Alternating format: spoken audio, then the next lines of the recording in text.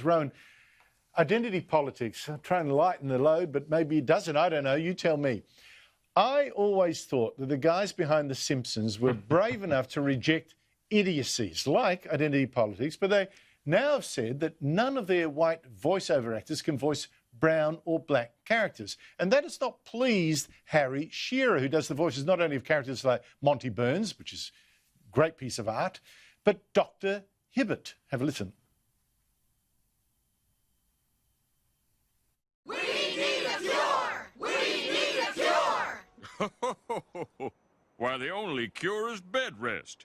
Anything I give you would only be a placebo. Where do we get these placebos? Now, have the Simpsons done the right thing here by declaring only blacks can do black voices? No, it's completely moronic, Andrew, utterly moronic, and we have to resist this. Good on the actor for resisting it. One of the great, extraordinary things about the human vocal cords, the human voices, human language, human communications, is that even within the same language, you have the most extraordinary diversity, in its proper sense, of accents, of slang, of linguistic meanings. You remember in the great Pygmalion, My Fair Lady, how Professor Henry Higgins could pinpoint just by listening. He spent hours studying all the intonations. He could pinpoint just from one accent that you were born, you know, within 100 yards of St. Paul's Cathedral or wherever it might be. And that is a wonderful thing. We should celebrate and enjoy the fact that the human voice is so extraordinary and has such richness and depth.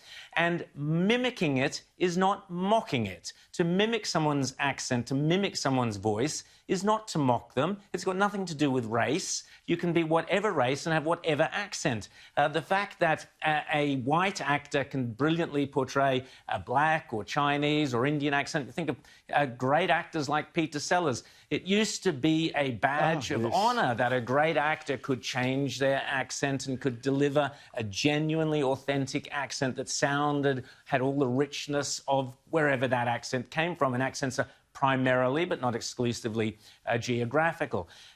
So this idea that we're somehow linking it to race so specifically, does this mean that if there's an African-American walking down the street who's speaking in a posh English voice because he happened to go to school at some public school in England, that he's done the wrong thing? He's got to speak some African-American patois instead? I mean, this is vile. Your days are numbered. You're gone. You're gone. Absolutely correct. In the end, with this kind of identity politics, what it means is no one can play anyone else but themselves. It's insane. Because, you know, soon you can't play a fat person if you're not fat. You can't play a short person if you're not short. There goes the acting. There goes the acting industry. Acting business. Yes. Absolutely. Rowan Dean, thank you so much for your time. Thanks, Andrew.